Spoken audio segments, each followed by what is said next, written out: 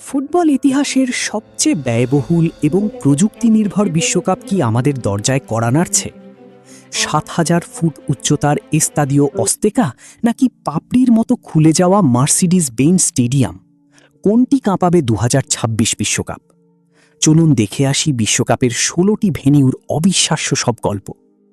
Football ইতিহাসের এক নতুন দিগন্ত উন্মোচিত হতে যাচ্ছে মেক্সিকো, যুক্তরাষ্ট্র ও কানাডায়। ইতিহাসের প্রথম দেশ হিসেবে ৩টি বিশ্বকাপ আয়োজনের রেকর্ড করতে যাচ্ছে মেক্সিকো। অন্যদিকে যুক্তরাষ্ট্রের আকাশছোঁয়া প্রযুক্তি আর কানাডার উৎসবমুখর পরিবেশ জানান দিচ্ছে বিশ্ব ফুটবলের শ্রেষ্ঠ আসর বরণে প্রস্তুত উত্তর আমেরিকা। ১৯৭০ এবং ১৯৮৬ বিশ্বকাপের পর আবারও ইতিহাসের অংশ হতে যাচ্ছে মেক্সিকোর এস্তাদিও অস্তেকা।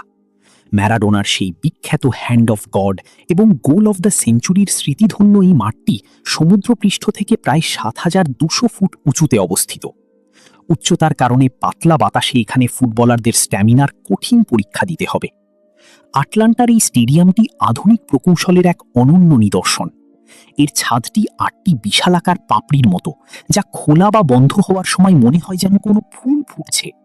এর ভেতরে রয়েছে হ্যালো বোর্ড, বিশ্বের বৃহত্তম ৩৬০ ডিগ্রি ভিডিও স্ক্রিন, ১,১০০ ফুট লম্বা। দৃষ্টিসীমা স্টেডিয়ামের যে কোনো প্রান্ত থেকেই দর্শকরা পরিষ্কারভাবে খেলা ও ডিজিটাল ডিসপ্লে দেখতে পাবেন। লস অ্যাঞ্জেলেসের সোফাই স্টেডিয়াম বিশ্বের সবচেয়ে ব্যয়বহুল ভেন্যু, যা তৈরিতে খরচ হয়েছে প্রায় $৫.৫ বিলিয়ন।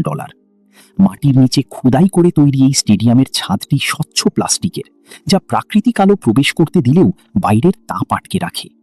দর্শক চিৎকারের জন্য বিশ্ববিখ্যাত সিয়াটলের লুমেন ফিল্ড, গিনিস ওয়ার্ল্ড রেকর্ডধারী এই স্টেডিয়ামটি বিশ্বের সবচেয়ে কোলাহলপূর্ণ ভেন্যু হিসেবে পরিচিত।